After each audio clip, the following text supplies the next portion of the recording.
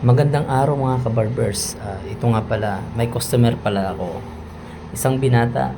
Siyempre, gusto niyang ibahin yung gupit niya. Kasi nakita ako sa buhok niya, parang naka 2 block siya.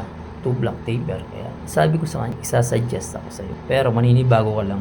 Sabi naman niya, sige ikaw na bahala Kuya Jazz kung anong bagay sa buhok ko. O sige, sabi ko naman, go, sabi ko. Ngayon, nagsimula pala ako sa 10 guard.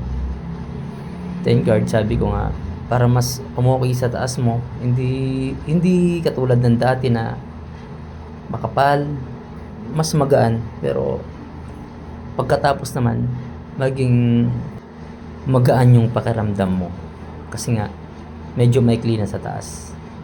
Ayun, kaya bali ginawa ko muna 10 guard sa taas, lahat binilog ko muna para maging okay, at saka magpantay-pantay para makita ko kung anong mas maporma sa side, kung pwede ba siya warrior cut, taper, French crop.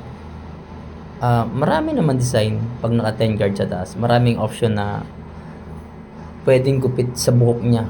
Pero syempre binagay ko lang din sa hugis ng mukha niya, medyo maliit, medyo pa diamond, kaya yun, ito na yung kinalabasan ng gupit niya.